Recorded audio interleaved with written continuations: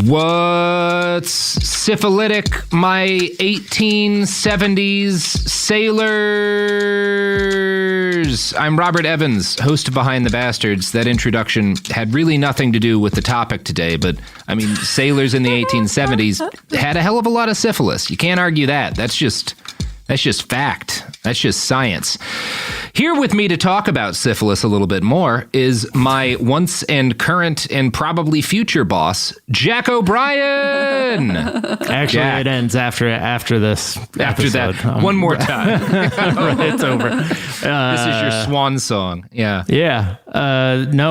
Pleasure to be here. Pleasure to just be on a Zoom with both of you, Robert and Sophie. It's good. It's good. And what is more the American way than syphilis? You know, it is the most American disease, and I think one we ought to bring back. Let's bring back everybody slowly losing their minds as worms eat their brains. It's good for you. It brought us. There's a bunch of art we got because of syphilis. You know, right? What are we losing now that we've cured it? A lot is my contention. We're losing a lot. Yeah, and possibly a Hitler or two. Yeah, we might be losing. Exactly. We're losing a Hitler or two, and maybe well, okay, probably good. This has nothing to do with what we're talking about. It really today. doesn't. It really doesn't. Jack, attack. Robert O'Brien, attack. Evans. Jacktoberfest. This is every time I do this, I'm continuing a series of jokes that our colleague Dan O'Brien did when I was like 17. Yep. It's funny the things that stick with you. Jack, how do you? Yeah, it is funny the things that stick with you, like that being a thing that everybody says to me, and also people thinking that I'm a fictional character created by Daniel O'Brien. Aren't you? I did think that right up until you called me about the internship when I was a kid. I'm just somebody who saw a branding opportunity and reached out to Daniel and said, "Hey, I want to occupy this character of Jack O'Brien that you invented." We should really be nicer to Jack. He employed both of us. He's employed me virtually my entire adult life. Jack saved me from the tech world. He saved me from very lucky being a teacher. Well, you're still teaching people stuff. I would feel more bad about that, but I feel like you do a good job teaching people stuff. So I appreciate that. Well, Jack, how do you feel about Amway? I mean, I don't know a ton about it. And that's good. I know it as a like door-to-door sales thing, and I know it as sort of the grandmother of multi-level marketing, which has turned into a massive thing now. Yeah, that's the basics. And the most important thing to know about Amway, Jack, is that it is not legally a pyramid scheme. As in never. Yeah, it's legally not a pyramid scheme. And the fact that we have to say it's legally not a pyramid scheme does say all that you should know about the kind of business Amway is. As in, it's the kind of business where you have to specifically note that legally it's not a pyramid scheme. They have a lot of lawyers.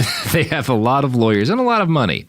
I wonder if there's like a mathematical equation you can do based on like the amount of money you have and then how much of that money you spend on lawyers that just like attack people on your behalf. So it is not legally a pyramid scheme. But the Consumer Awareness Institute has calculated that Amway's loss rates for distributors exceed 99.9%, which means virtually all of the people who are kind of sort of employees of Amway, of course, legally they're not employees, they're independent, distributors, make zero money or lose money. And nearly all of the profits that Amway makes come from its distributors and are funneled up to a tiny group of people at the top, while the vast majority of people at the bottom make nothing. You can visualize the shape of that arrangement in your head, but it's legally not a pyramid scheme. Yeah. Huh. How about that?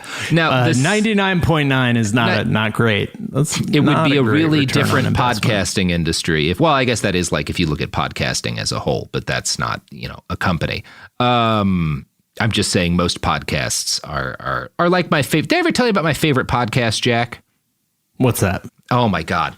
I came across this before I ever got into podcasting. But when people started talking about it as a thing, I think around 2014, 2015. And I fell in love with it because it was the most tasteless, tactless thing I have ever encountered in my life. It was a vaping podcast by like four kind of chuddy dudes in South Carolina. And the name they picked for their podcast was The Serial Vapists. No, they didn't. Yeah, they sure did. No. They sure did.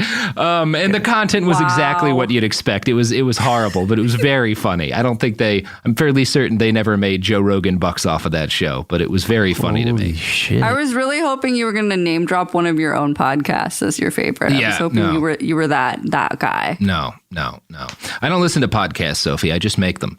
I've actually never heard a podcast in my life. Exactly. Too busy making the podcasts. Too busy making them. It's like Dan Aykroyd's never seen one of his own movies. That can't be possible. Is Dan Aykroyd the only man who hasn't watched Ghostbusters? He's probably watched that one, you'd have to think, but he claims he doesn't watch his own movies. I mean, that would be weird, I guess. Did you just, when you were discovering the serial vapists, did you just put, is there like some function on? I was looking for cereal. It was like when cereal had, I think it was whatever year the first cereal came out. So I was looking for cereal and I saw underneath it and I had to listen. Wow.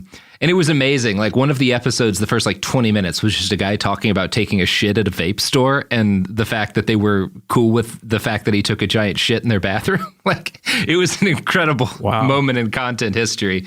If someone can find their old episodes, by all means do. It was amazing. So, Jack, the first important thing to know about Amway is that it's legally not a pyramid scheme. The second most important thing to know about Amway is the history of pyramid schemes. Because once you learn the history of pyramid schemes, why Amway isn't legally one makes somewhat more sense. Now, if you go into this line of research, if you Google for first ever pyramid scheme, you will generally be directed towards the tale of Charles Ponzi, who we've discussed a couple of times on the show in brief. He was an immigrant from that perfidious peninsula, Italy, who in 1919 hatched a scheme involving what were called international postal reply coupons.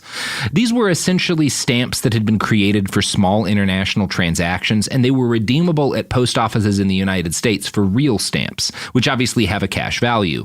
Ponzi got one of these international postal reply coupons from a friend in Italy while he was in Boston, and he realized that the coupon he'd gotten had been purchased in Spain because they were cheapest there. And because of basically, to make a long story short, because of how much stamps were worth in the U.S. and how cheap these things were to get in Spain, you could make a profit just buying these in Spain and redeeming them for stamps. It was kind of a loophole in the system. So Ponzi hatches this. That sounds like basically the most honest way that somebody could make a living today at like a hedge fund or something. That sounds like it's every financial job in existence. Well, this is not what he actually does. But this is how he justifies. So his initial plan was to do this at a huge scale, like getting a bunch of basically getting people to give him money to use to buy these international coupons that he would then redeem for stamps, which he would sell for cash and then just redistribute the profits. That was the idea on paper. That was the cover story. Yes. So he founds a company, the Security and Exchange Company, which was not, he wasn't trying to do a thing with the SEC. The SEC did not exist at this point. So he just came up with the same name they did, which think of that what you will. So he comes up with the SEC to facilitate this scheme. And he promises a 40% return to investors in 90 days, which is obviously bullshit. Anytime someone tells you, unless it's drugs, if someone's telling you that they're gonna do that with your drug money, that might be real, but it's drugs. So it did well for a few months, but Ponzi never really went through. He got a bunch of investments, but he never did the international coupon thing. Instead, he just lived the high life for months and would repay early investors with money from new investors, which is obviously an unstable situation that can't last forever. And eventually the Boston Post found out what he was up to. They wrote a bunch of exposés on it, and the district attorney of Boston got all aggro about the whole thing. In the end, Ponzi was arrested, and his name went on to adorn countless other similar schemes. So that's where we get the Ponzi scheme from. You can look at Bernie Madoff did that. And kind of over time, the term pyramid scheme became the catch-all term to refer to a wide variety of cons that were all descended from Ponzi's scheme. So Ponzi generally seen as the first pyramid scheme. But it's also worth noting that he wasn't the first pyramid scheme. As a matter of fact, if you want to look at the real originator and maybe the person Ponzi was copying, as best we can tell, it was a woman named Sarah Howe in Boston in 1879. So the first pyramid scheme properly may have been the invention of a lady in Boston in the 1870s. She just very rarely gets the credit for this. But we're all about, giving credit to the women grifters. So I'm going to talk about Sarah Howe for a little bit. Yeah. She created a con called the Ladies Deposit Company. And the Ladies Deposit Company was ostensibly a bank run by women and exclusively for women. Now, in the 1870s, women weren't allowed to have open bank accounts on their own. Like, if you had a bank account as a woman, it was because like your husband or your dad had opened one for you, and like they would have like a whatever on it. So it was a fairly huge deal that Sarah was creating a bank that was like for women. And specifically, Sarah's bank only accepted deposits from women who were what she called unprotected, i.e. they did not have a male guardian in charge of their finances. So this was like a big deal. But of course, it was a giant scam, right? So Sarah promised that in exchange for investments from these unprotected women, she would give them an 8% interest on their 8% return on any money they invested. So if you deposited $100, at the end of the year, you'd have $196 in your account. And she was also giving out the first 3 months of interest in advance to women who started accounts with her. So even today, that would sound like a scheme, right? And it was definitely a scheme back then. So people at the time asked how this could work, how the bank could possibly profit doing this.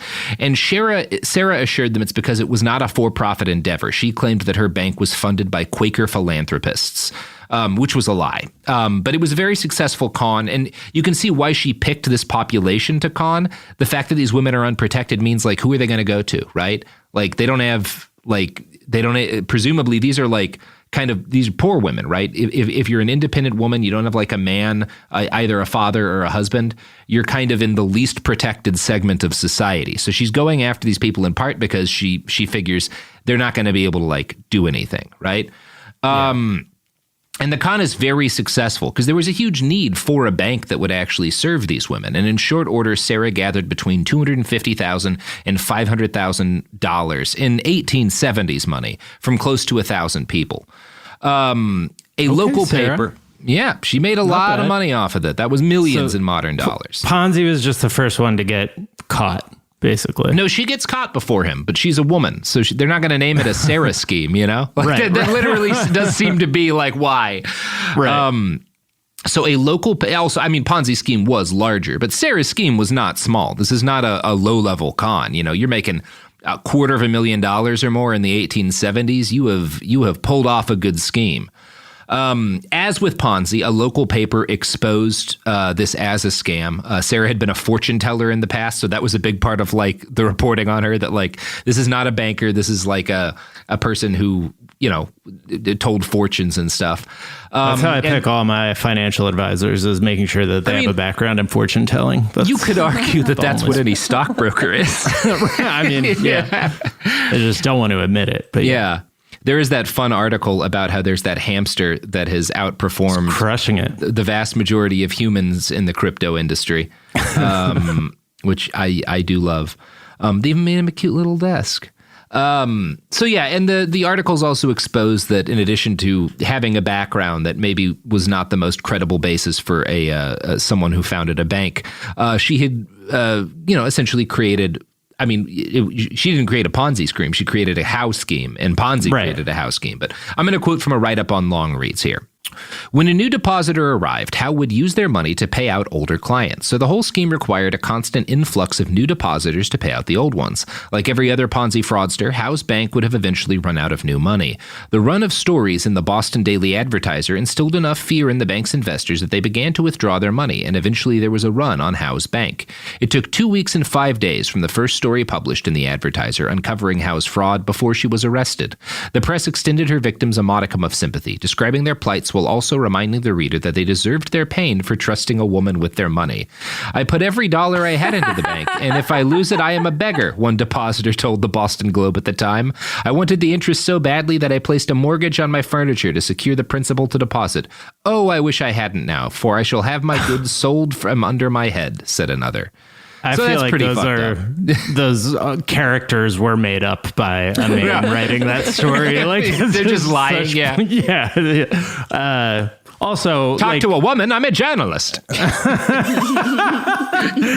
Also, isn't it true that women couldn't have credit cards until like the 1970s? Like, that's like a very deeply entrenched sort of myth about women. Yeah, it's like there's a lot of fucked up stuff about like what women were and weren't allowed to do financially. But in the 1870s, it was basically nothing. So she was going after the most desperate people. And it says a lot about society that they were just like, well, they trusted a woman with their money, you know? Right. Even though they weren't allowed to trust a man with their money. Like they legally couldn't. What were they supposed to do? Right. I mean, that's also probably why it got picked up and like we still know the story is because it like goes to prove a thing that everybody, all the white men in existence wanted to believe. So yeah, it's funny. And by which I mean it's fucked up. So, and I guess, I mean, it should be a house scheme. We should call them house schemes in fairness, but also a Ponzi scheme is just a great name. Ponzi did have a better name objectively for calling a scheme. It's funny. It's Italian. We all know the Italians can't be trusted. You know, it's just good. Right. So Sarah Howe and Charles Ponzi were the first of what would become an American institution. Confidence games of one sort or another have existed probably as long as economies have existed. One could argue that most states and corporations are just confidence games on a very grand scale, but I'm not going to get into that right now. What made the schemes that Howe and Ponzi started different was the fact that they were built to masquerade within the facade of reputable institutions, banks and other like financial investment companies. By the late 1800s, capitalism was a very rock-solid concept for most Americans, and inequality was soaring. People were enticed by a scam that seemed to offer them a way out of wage slavery by doing what looked on the surface to be the same thing that all of the rich people around them were doing. Right? They weren't promising anything like new and fantastic. They were saying, hey, you know all those bankers are rich because of interest. Here's a way you can get interest and you can get out and like move up into the middle class and whatnot, right? Not this is a, fanciful scheme. This is an investment, and it's investment that, unlike the other investments that the rich people are in, like I'm letting you in on this, right? We talked about this a little bit with the Nessera scheme. It's a big part of just saying like, hey, if you frame your scheme as we're giving regular people a chance to do the stuff rich people do all the time, that's the best kind of financial scheme because you're building it on a basis of, well, people know there's some way to make money with interest. People know some people get rich off of investments. Why couldn't it be me this one time? Haven't I worked hard enough, Yeah. And then in the case of Bernie Madoff, he did it to the people who were the financial institutions themselves. Which is why, like, wait a second, nobody knows how any of this shit works. Yeah, and that's why you're never going to hear about Madoff on Behind the Bastards, because I don't have a problem with what he did. Of course. Yeah. The fucking avenging angel. I mean, I'm sure he did a lot of fucked up shit, but like, I don't give a shit. His victims were people like whatever. So in Sarah's day, for impoverished single women, like the thing that she was promising this downtrodden group of people was like, that rich people, number one, have bank accounts and make interest. I'm going to give you that opportunity. So it didn't seem people weren't making a dumb decision. They thought they were getting a chance to do the thing that the people who have money have been doing forever. In Ponzi's day, investments like the stock market was starting to get to be a huge deal. And he made people feel like, well, now you can get in on that thing. Both schemes work because most of the targeted people simultaneously misunderstood the real thing the scams were pretending to be, but also knew enough about that real thing to know that something like what the scammer was promising was how all of the rich people they knew had gotten that way. So that's why these things work. Now, the exact origins of the term pyramid scheme are unclear, but the term certainly seems to have come into widespread use during the early 1970s, thanks to a scam cosmetics company named Holiday Magic. Which if you listen to the podcast The Dream, which is a very good podcast, they go into a lot of detail about this. I'm just going to give you the Cliff's Notes. So Holiday Magic had started in the mid-1960s, the project of a man named William Penn Patrick. And old Billy was a real character. He had He had a bunch of failed businesses. He apparently came upon, he was like walking past and smelled saw like cosmetics stacked up in some guy's garage and bought the business off of him. It was a very sketchy story. What? William Penn Patrick is a fascinating guy. He unsuccessfully ran against Ronald Reagan from the right as governor of California. He was a one-time vice presidential nominee of a party called the California Theocratic Party, which just seems like it's straight up fascism. And of course, he was a member of the John Birch Society. So, he's yeah, you know this guy, right? Everybody's got a picture of William Penn Patrick in their head now. Holiday Magic sounds like a name you would give to actual snake oil. That you would sell to people. The Holiday rub Magic. It'll get some Holiday Magic. Yeah. Whereas, I feel like we're learning the importance of names because, with Ponzi and Amway, sounds like that they build fucking trucks or something. It's like such a. What do you drive? Yeah, I got an Amway. Yeah, exactly. Absolutely. Or at the very least, like a place to buy sturdy groceries or something like that. So Holiday Magic was a multi-level marketing company. It was not the first. In fact, by the time William Penn Patrick started it, there was Avon, Amway, Mary Kay, a bunch of other MLMs existed. We'll talk about what maybe the first was in a little bit. But Holiday Magic was within the first generation of such companies, and it was by far the scammiest. The basic idea behind Holiday Magic was that women would become distributors and buy makeup kits that they could then throw parties where they did the makeup for their friends, and they would sell the makeup via this. The makeup was terrible, and it was so heavily marked up that, number one, it was very much impossible for distributors to make money off of it. And number two, William Penn Patrick made a shitload of money off it. He was in very short order making like $6 million a month. He had quite a few mottos for his distributors. One was, tell recruits they're going to be happier, healthier, wealthier, and receive what they want out of life with the Holiday Magic program. Any person who fails in the Holiday Magic program must fall into one of the following categories: lazy, stupid, greedy, or dead. That guy fucking rules. Yeah, he's the best. Also, is he a time traveler from the 1920s who moved forward to the 1970s? Okay, Jack, you know that. Okay. This is happening in the 70s, though, right? The voice. Yeah, this is happening in the 70s. I mean, that's the voice that I pitched Behind the Bastards to you on. We're going to talk about Hitler, Jack. We're going to talk about Saddam Hussein. It was pretty impressive because you were doing it all with while doing a soft shoe and taking your top hat on and off, juggling a little. Yeah. Doing some close-up Jack magic. And I went, that's the guy we want. Yes. Yeah.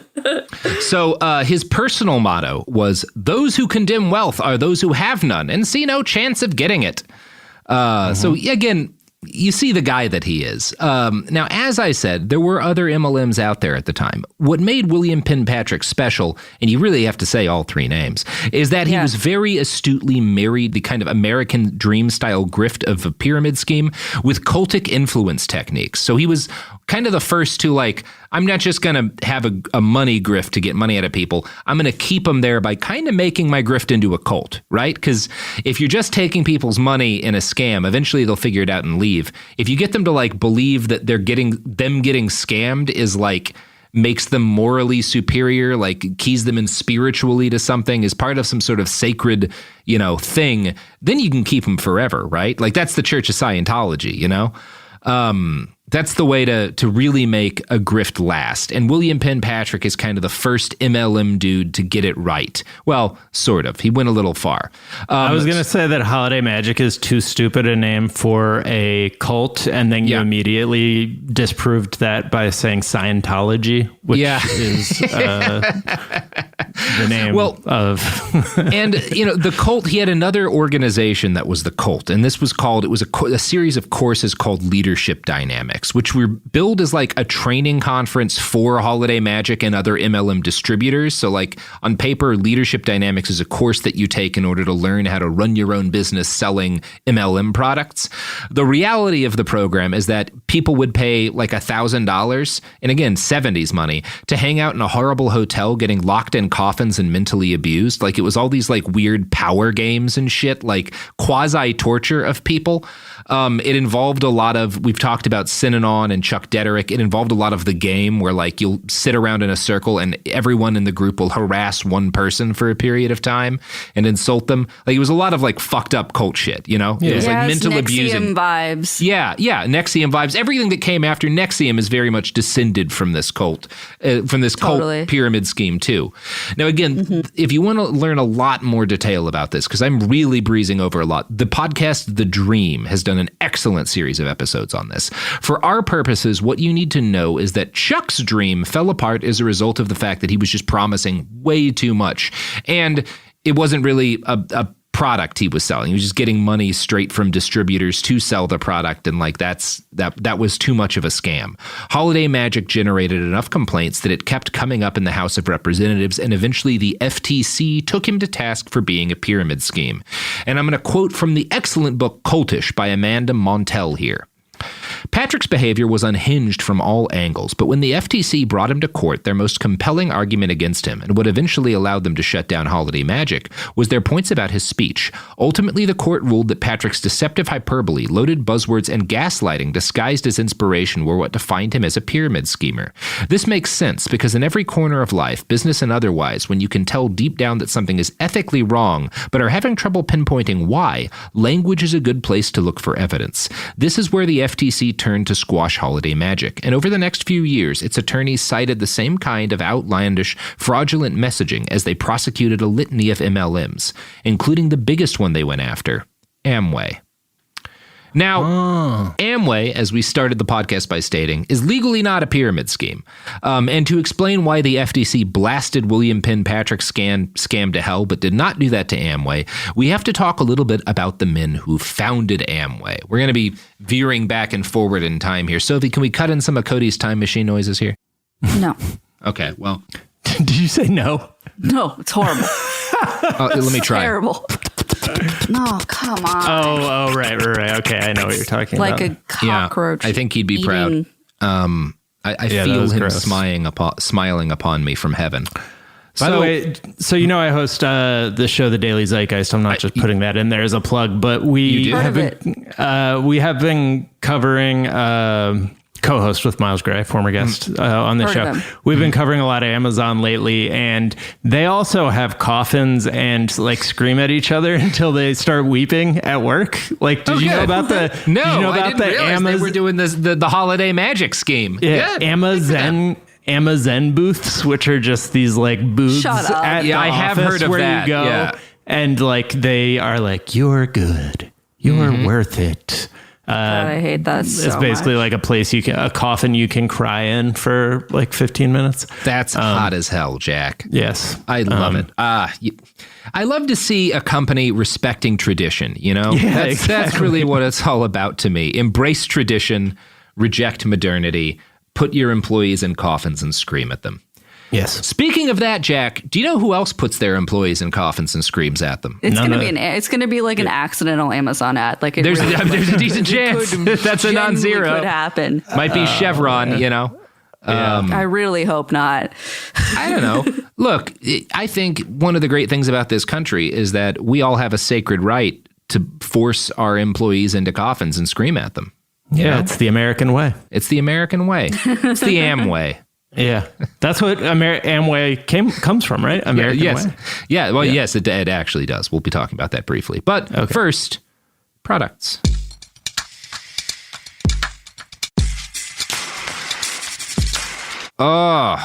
We are back. What the fuck? I don't know, Jack. I don't know. Is my connection slow, or we do a lot of podcasts. Did you just glitch out? We've been casting too many pods lately. Got it. I'm overwhelmed by the amount of content, the sheer well of it.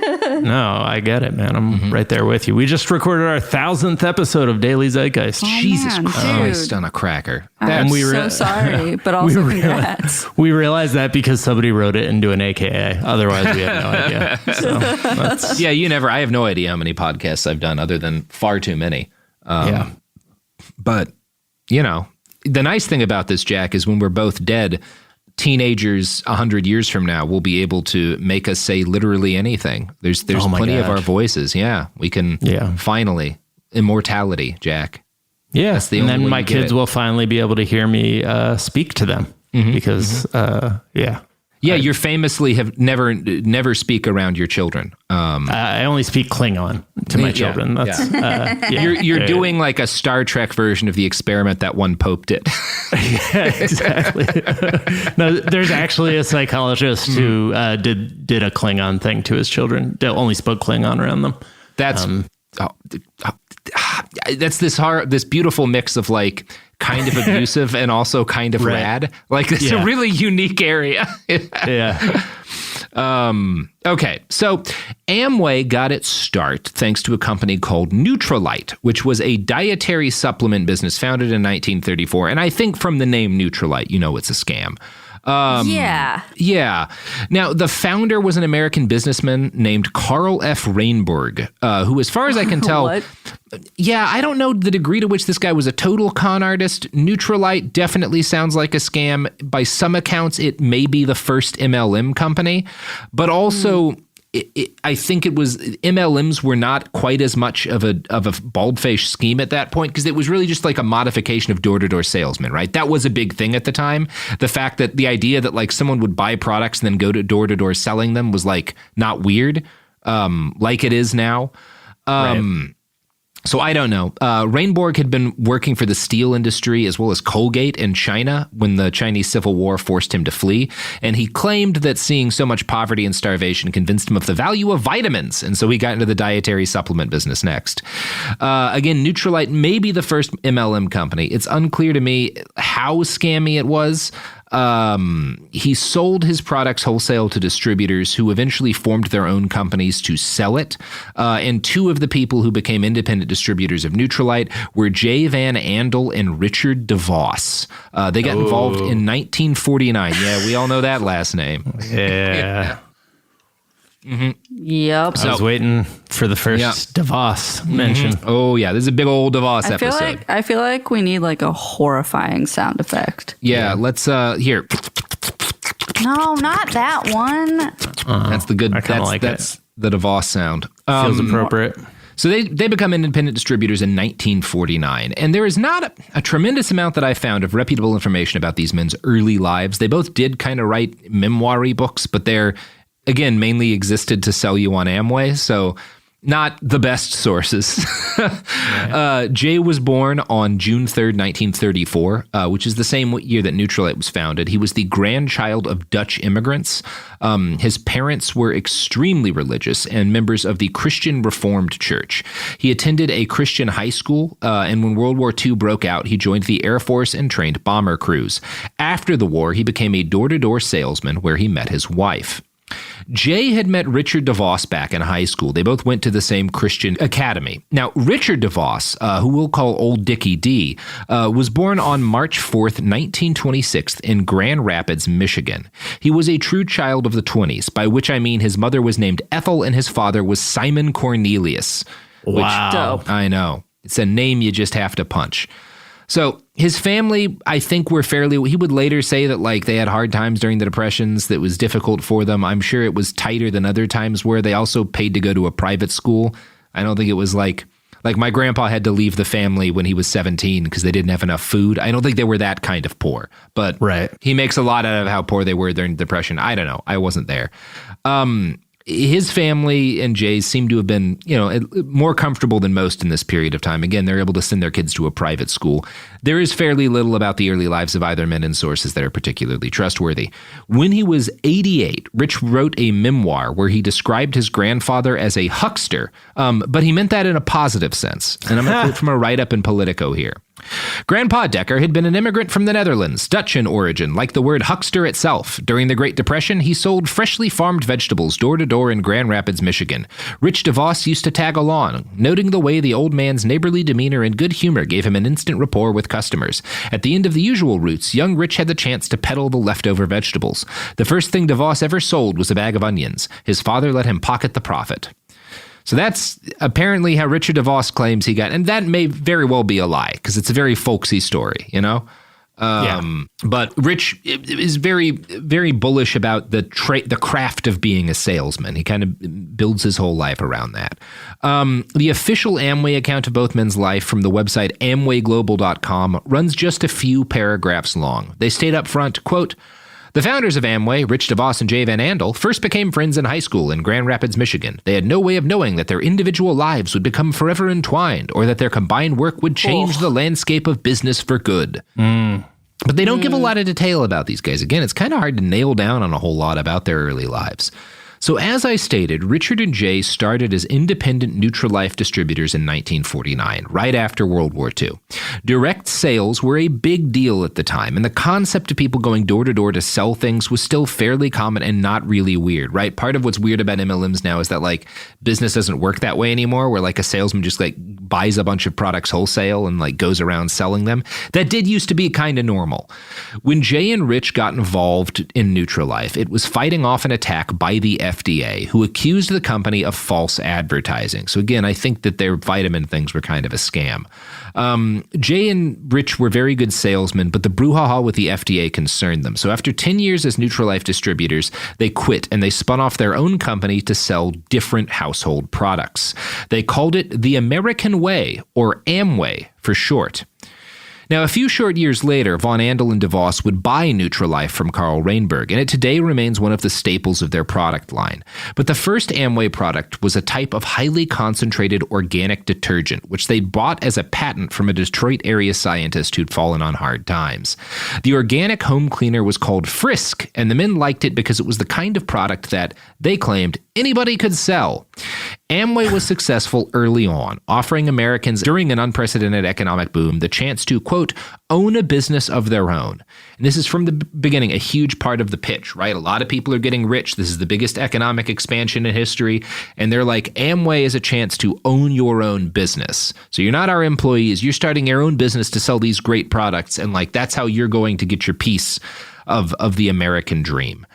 That was the Amway pitch from the beginning, and Amway wrapped itself in the cult of the American dream. Rich and Jay's most quoted line on modern Amway company websites is, quote, "We were just two guys from Ada, Michigan, USA, who wanted to have a business of our own."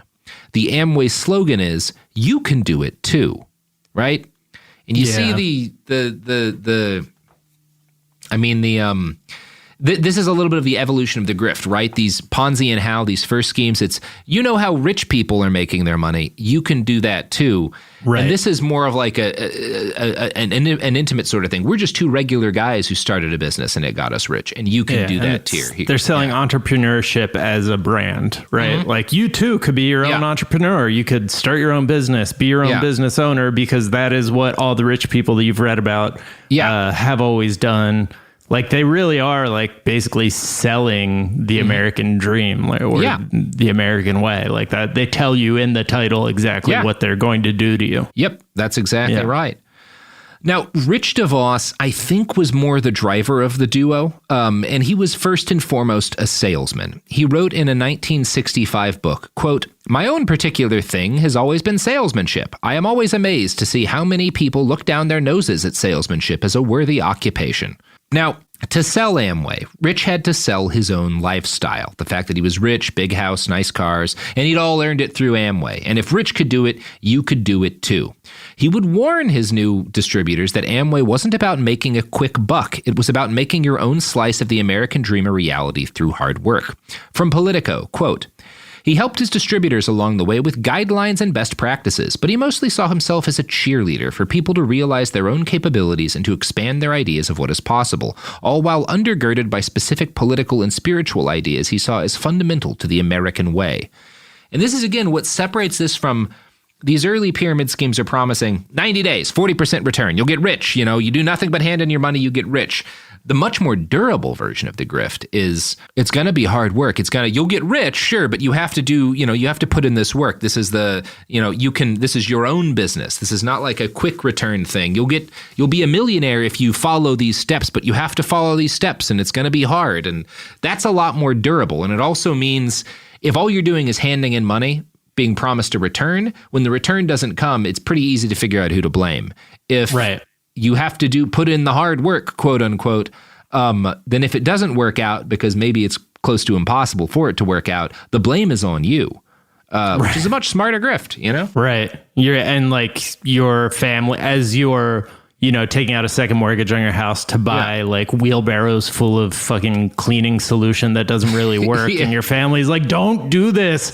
You're like, don't you trust me? Like, I am going to make this happen. Because just through sheer tyranny of will, because like, that's what America teaches us is possible. Mm-hmm. And then, when it doesn't happen, you're kind of fucked because you already like kind of put it on your own shoulders. Yeah. Yeah, that's exactly right. And that's brilliant. It's much smarter than what Ponzi and Howe were doing.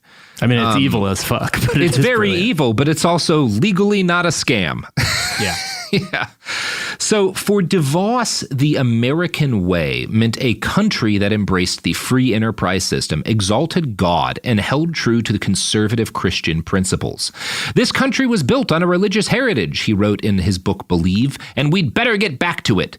It meant a country where the only limit to what one could achieve was how hard one worked. I think being poor is something many people do, he said in a 1966 speech. It sort of has to do with being poor by choice. And it meant a country where personal responsibility and belief in yourself were two sides of the same coin. In the 1960s and 70s, DeVos believed that those values were under threat, from the rise of the welfare state and the decline of religion to the Soviet threat and the spread of communism in Southeast Asia. At the time, conservative Christians hadn't become yet a potent political force, but the makings of the movement were there. The sexual revolution, the Supreme Court's Roe v. Wade ruling, the pornography wars, the white backlash to desegregation, the backlash to the women's lib movement, the rise of the silent majority. End quote. That's all from Politico's obituary of the man. And it makes a good point about like where this guy is situating himself very consciously. So he's from the beginning not just a businessman, and from the beginning doing the kind of thing that William Penn Patrick did. This isn't just a money-making scheme. This is wrapped up in this cult of Americana, and it is wrapped up in Christianity and this religious belief in the free market. And again, that makes it all much more durable, because it's not just a matter of, well, if this doesn't work, maybe it was a scam. It's a matter of like, well, this must work. And so if it's not working, it's on me, because this is what God wants, Right. Now, the religious right in the 1970s, which is when Amway really starts to make serious money, was not yet an organized factor in U.S. politics. That didn't come around until 1979, but Richard knew the future was in marrying conservative electoral politics with Christian fundamentalism and free market ideology. By the early 1970s, he was wealthy enough to start spreading some of his money around to deserving causes. He founded the Christian Freedom Foundation, which he chaired. Now, today there's an organization by this name that claims to be an apostolic law ministry, but that is not the CFF that existed at his time. According to a Mother Jones report from 1981, the purpose of the CFF was, quote, was as stated by a member during one meeting, to elect conservative Christians to Congress. Shortly after giving it $25,000, Richard DeVos took control of the board of the CFF and ran it. He used funds from the organization to funnel money into yet another right-wing theocratic organization, Third Century Publishers. These fun folks published a guidebook for conservative Christians who wanted to win local elections. They framed this as returning to America, quote, as it was when first founded, a Christian republic. Now, during the same period, J. Van Andel, the co-founder of Amway, organized the Chamber Citizens' Choice Lobby, which agitated against government regulations that he claimed reduced choice and that other people said reduced the ability of corporations to like crush workers with factory equipment.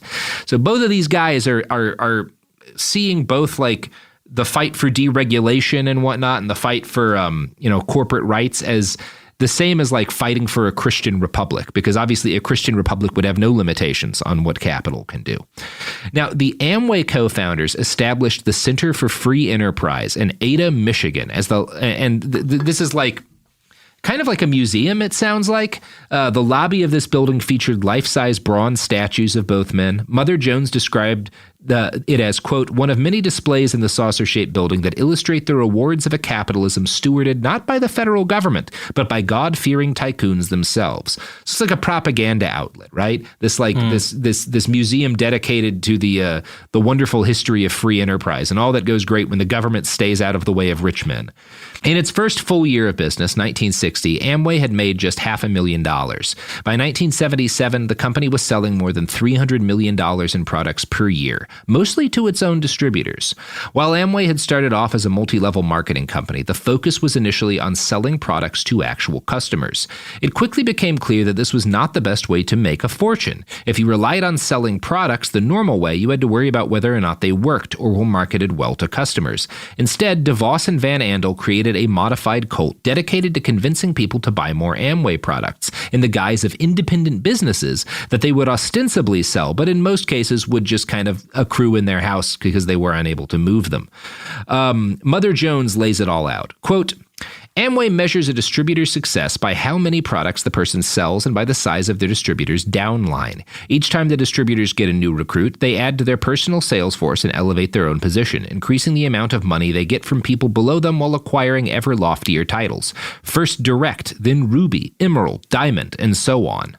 So you can technically make money by selling the products, but the real way to make money is by selling Amway to new people, right? Because then you get and in order to stay in it, you're pressured to buy a certain amount of the products a month. Most of what's bought is distributors buying it just so that they can say that they're continuing to quote unquote sell products. And if those people are in your downline, you get a chunk every time they buy more Amway stuff. So they pressure them to buy more Amway stuff. And if you have a lot of people in your downline, you make a shitload of money, you know? On your downline means so you get somebody to join Amway who answers to you, and then they get 300 people to join them. Yeah. All those people are in your downline. Their money is rolling up flowing to you up as to they they buy the products to then sell.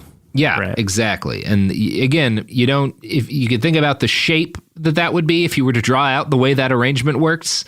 But yeah, that's all we can say on the matter. Right. So it's like a triangular, definitely like a triangular-ish shape to the way the money would be flowing. Interesting. Okay. Yeah. Now, William Campbell, a distributor for the company, explained the traditional Amway sales pitch this way when he was interviewed for a 1977 article. Amway is just the good old American dream. Everybody has the idea to open their own business and see it go. Amway lets you. And of course, most Amway distributors either made nothing or lost money.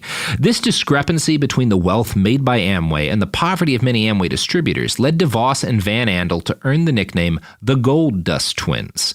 I don't know who gave them that nickname, but that's what people call them. Pretty sure they gave themselves that. Yeah, it does sound like a nickname you give yourself. Despite all of their growing propaganda operations, DeVos continued to prefer to deliver his sermons on capitalism and Christianity in person to rapt audiences of Amway distributors. His speeches at regular Amway events were said to drive the audience into a, quote, near frenzy, and always ended in a chorus of weepy God bless Americas from the mostly husband and wife teams who attended. Amway purchased its own radio broadcasting system. In one interview, DeVos explained that purchasing the media directly was important to Amway so that, quote, we can expose to a broader audience the things we feel are important in the future of this country. Keep that in mind, because that's going to come up again soon. Amway also increasingly published its own cartoons, films, booklets, and audio cassettes. Many of these were geared at training people to sell, but more were pure ideology, aimed towards, in their words, objectively fighting the unfair scapegoating of the profit motive by the left. Now, DeVos and Van Andel also took the fight directly to politicians in Washington, generally by, buying them outright. When Gerald Ford took office in 1973, after some unpleasantness with his old boss, the Amway founders had been shotgunning money his direction and towards the Republican Party for years, and so they quickly became regular guests at the White House. This came in really handy for them, because in 1975, Amway fell under a Federal Trade Commission investigation to determine whether or not they were a pyramid scheme. Good to be on speaking terms with the president when the FTC starts looking into whether or not you're a grifter. Right. But Jack, you know who the FTC never looks into? As far as we know. Yeah. Yeah. Is it the product? It's the products that you sell on the show. Never, the FTC isn't even aware of them. We fly right under the FTC's radar, baby. That's the promise behind the bastards. They don't even know what we're doing. We use a VPN. It's fine. Here's ads.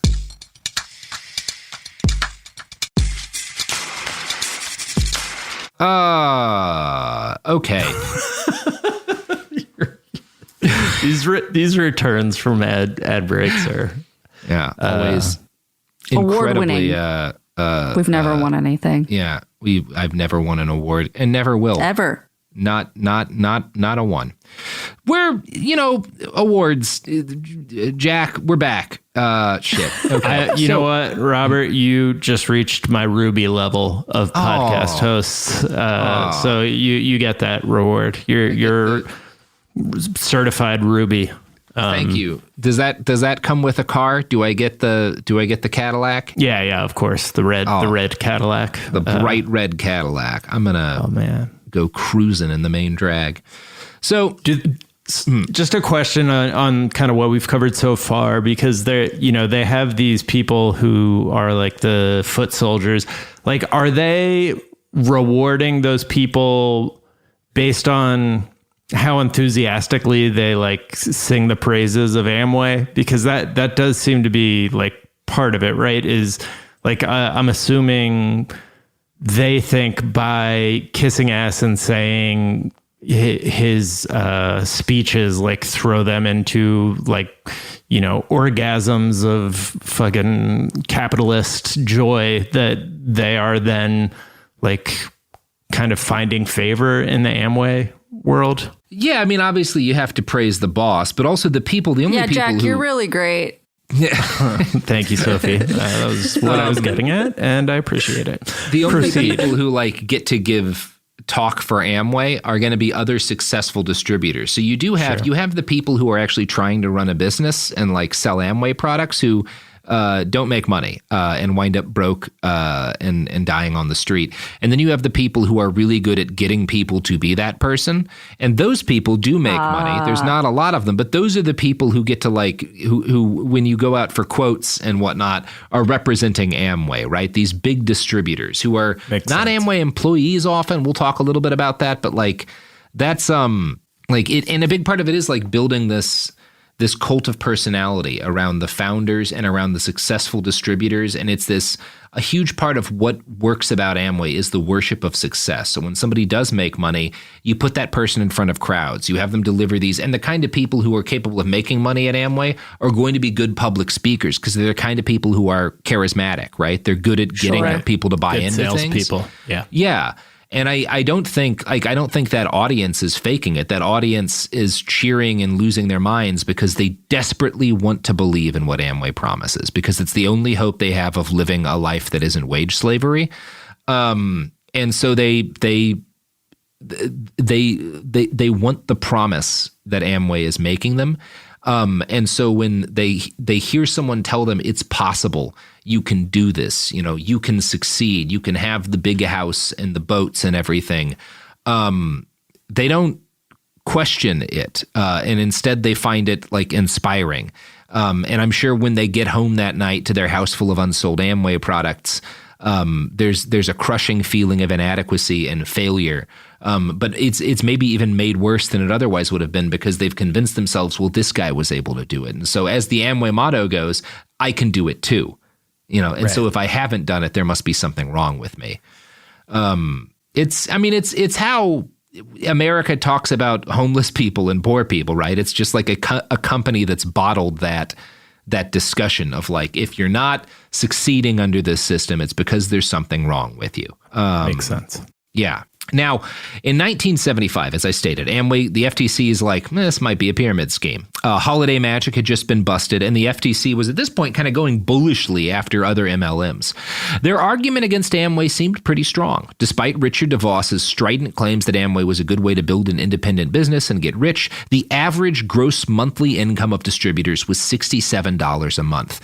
Now, and you have to consider that's average when you consider guys like Von Andel and DeVos who are making millions of dollars a month, right? That's the average when you include the people who are getting rich off of this stuff, which means the vast majority of the 750,000 Amway distributors were making nothing or losing money, right? I mean, didn't you say at the top the independent distributors lose 99.9% of their money? Yes. Yeah, that's a more recent number. But yeah, like this was the number back then, right? Was $67 a month was the average in 1975. We now know based on, again, what I started the episode with, 99.9% of people lose money. The data on Amway, obviously it's different throughout the years. And, we know more now than we did at that point. So that same year, 1975, Van Andel and Richard DeVos met with President Gerald Ford in the Oval Office for 43 minutes, the same year that this investigation gets underway. Next, from the Washington Post, a month later, Van Andel was quoted in a Michigan newspaper as saying that Ford was aware of Amway's troubles with the FTC. Later, Warren Rustant, director of Ford's scheduling office, and William Nicholson, his assistant, were listed as stockholders in a Nebraska insurance company being formed by Van Andel and DeVos. Rusland and Nicholson dropped out of the venture despite White House approval of their participation. Nicholson was later hired in Amway's government affairs office. There's ways of greasing things. Wow. In 1979, the FTC ruled that Amway was not a pyramid scheme, but that the recruiting strategy... Yeah, amazing! A true underdog story. Yeah. If you have a 43-minute meeting with the president at the Oval Office, you too can make court stuff maybe not continue. Yeah, DeVos's picture on Wikipedia is him standing next to Ford at the White House, holding up what appears to be the Constitution. I don't know exactly what they're holding. It's like a single page document. That, the list of how much money he makes. Yeah, exactly. Interesting. It's very funny and not at all corrupt. In 1979, again, the FTC rules Amway's not a pyramid scheme, but the judge did note that their recruiting strategy had the capacity to deceive prospective marks because it heavily implied they'd get rich. They were fined, and Amway had to agree to change their ads to more accurately reflect what people could actually make. The reality is that they just got slightly more cunning at promising the same things to people while skirting right up to the legal line. I found a book, Merchants of Deception, published by a former Amway distributor named Eric Scheibler. He came into Amway well after the FTC case, and he explains how it was sold to him. So this is kind of how they've modified things since the case to not make fraudulent claims, so to speak. Quote, one of the many analogies used by Amway distributor leaders to illustrate this was a reference to the McDonald's franchising scheme. Would you rather own one McDonald's or be Ray Kroc and have the right to franchise or duplicate your efforts? Isn't it far better to have 10% of 100 businesses than 100% of one? By helping many people succeed in owning their own franchise, so to speak, you could literally work yourself out of a job and live comfortably on the residual income generated by the businesses you started. This residual income stream could even be passed on to your children as part of your estate. There was no way to lose money, that's end quote, as it was the perfect business opportunity with no employees or overhead. Because again, the people under you aren't your employees. Sales. Yeah, no sales. When we questioned them about the apparent pyramid nature of the business, we were advised no one makes more money off your business than you. Kerry later informed us this is a legal requirement that keeps this business from being an illegal pyramid. Amway claimed that the worst deception found in their marketing strategy was the fault of rogue distributors, individuals who had made their own money signing folks up for Amway and who had started pushing motivational tapes and pamphlets at conferences to teach people how to become super salesmen. And this is not entirely untrue. All these things are hallmarks of Amway today, but they actually started as independent from the main Amway business. So everybody in Amway, these are all independent little companies, and some of them are independent large companies, the people who are really successful, the guys who are good at getting people to buy into Amway. Those guys start selling books and pamphlets where they're talking about how rich you can get. And Amway claims that's a big part. That's what the FTC had an issue with. It wasn't what we were doing. We just weren't keeping enough of an eye on these distributors, Kind of reminds me of gig workers almost, all these massive tech companies built on gig workers who are not actually employees. It does seem a lot like what Uber is doing. Uber, the company that a lot of people got rich for starting and has never made a profit, which is fun. Yeah. It's neat. So As I noted, the way this worked in the beginning is that Amway sold products to distributors who often started their own companies to sell said products, much in the same way as DeVos and Van Andel got into the business. The money was in selling the products to distributors, and the smartest Amway distributors made money by promising the good life to smaller fish and getting them to buy a bunch of Amway products. Thanks to a 1980s court case, we have a memo Richard DeVos wrote in the late 1970s as FTC scrutiny of his company reached a height. In it, he very bluntly laid out what the FTC would later say was true. Amway distributors were being lied to. Quote, and this is Richard DeVos, widespread illegalities inherent in Amway distributor-designed systems of tapes, books, and rallies. While most of these systems were conceived of in the late 1960s and early 1970s as genuine support programs to help Amway distributors develop their Amway business, entrepreneurial higher pins discovered and developed programs for substantial, separate, and additional income under the Amway umbrella. So again, he was very aware of what was going on. Richard outlined these support systems as a threat to the future security of the Amway Corporation. He acknowledged to his subordinates that the disproportionate to Amway sales, intensity, and solicitation of these tool systems are illegal per se under several U.S. federal and state laws. So he's aware in like the early 70s that a lot of his distributors are breaking the law, but he can't really like he's not going to do anything about this because those people are how Amway makes money, right? Those big fish distributors who are all breaking the law and the promises they're making are also where his money comes from because they all have a bunch of people in their downline. But they're not Amway employees and they're not none of them are. And he's not the one doing the lying, so it's exactly like, feels like he's good. Legally he was good.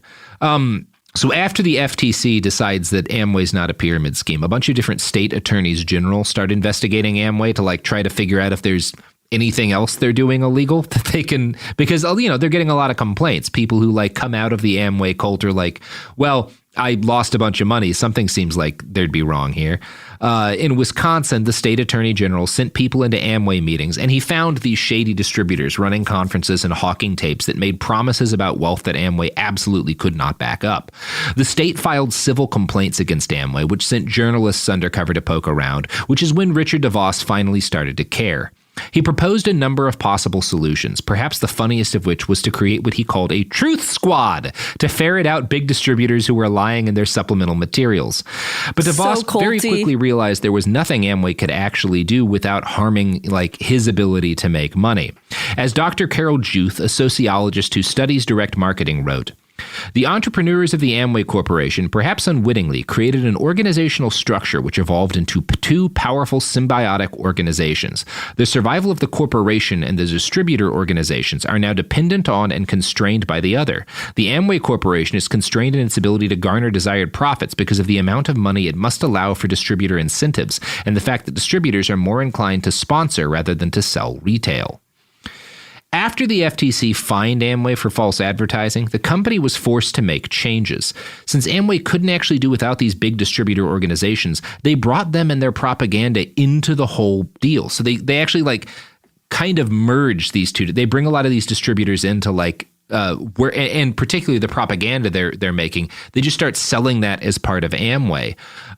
These big distributors with ranks like Double Diamond became a key part of the internal Amway business, and their motivational speeches and books were rolled into the product line. The grift got slightly smarter. Instead of saying, this book or conference will teach you to be a millionaire, it became, if you want to grow your business, this mentoring can help. I found one story in a Mother Jones article from 1996 that relates the tale of two Amway distributors, Karen and Craig Jones. And I think this illustrates where Amway moves after 1979 in terms of how these promises are made to people. After paying about $100 for a starter kit, the Joneses started buying motivational audio tapes recorded by such Amway leaders as DeVos, Yeager, and Bill Britt, another well-known distributor. Before long, Amway pressured them to place a standing order for new tapes, which cost $6 a piece. They'd tell you that the people who are serious about their future in the business do this, Craig says. Soon, the Joneses were receiving 2 tapes a week by mail. Amway also expected them to buy at least $200 in Amway products each month. You start believing them, says Karen. You want to do what they did to get to where they are. Karen quit her cleaning business. The couple sold their 3-bedroom home in Charlotte and moved their 3 young children an hour north to Concord to be closer to their upline. They contacted every acquaintance they could think of, trying to recruit new distributors. It didn't work. Karen said they lost friends and, within a year, were broke. We would eat beans all week long. We sold our living room furniture and our TV. As Craig lost interest in Amway, Karen says she received a less than Christian response from her sponsors, who implied she should file for divorce. They tell me, flush him, flush my husband, says Karen. If he's not doing his part, then flush him. After Karen stopped going to meetings in April 1995, Craig returned to work full-time as an architectural engineer. Amway squeezed the Joneses out. I know, right? Their business he had was made an architectural engineer. Yeah, these people had real jobs. But it's again, a real job is like hard, and you have to do it for years. Maybe you never even get to retire today. Amway, you get rich. You don't, but 3 kids eating beans like for every meal because they wanted to live closer to the person that they bought their giant boxes of soap from that they would just end up storing in their basement because they couldn't sell them to anyone because nobody wants this shit. Yeah, their business peaked at revenues of $300 a month. Nice. And the couple claims that Amway cost them $50,000 in 1990s money in 4.5 years of their lives. Having people who are struggling financially, who just keep spinning their wheels, blaming themselves, and then a group of people in power also blaming them is the most American thing that I can possibly imagine. Yeah. Like, this is just, couldn't be a better metaphor for everything about our country. Yeah, it's perfect, Jack. It's perfect. Yeah. Well, that's going to be the end of part 1. Hey, what the, hey. I don't know, I was being Italian. Jack. That was wildly offensive. You're the co-host of the Daily Zeitgeist. That's one place people can find you. I am the co-host of the Daily Zeitgeist. You can also find me on Twitter at Jack_O'Brien. And yeah, those are kind of the 2 main places. Awesome. I want to end this with a little plug for something cool that a fan is making. Those of you who listened to our Christmas episode on Nestor Makhno, who is an anarchist warlord in Ukraine. This is about a different anarchist revolutionary, a guy who actually knew Makhno and fought during the Spanish Civil War, a guy named Buenaventura Durruti. There's the Ringo Award-nominated comic creator Brenton Lengel is creating a new comic series called Durruti's Shadow of the People, and he's looking for people to back it on Kickstarter. If you go to Kickstarter and you search for DURRUTI, Durruti, you'll be able to find it. If you back at the book level or higher and comment Bastards, he'll send you a unique signed print free. It's a cool product, Durruti at Kickstarter, and you'll find Brenton's project. So I think it's neat. Check it out. Anything else, Jack? Nothing from me, Robert. Nothing from you? Well, that's all from me also.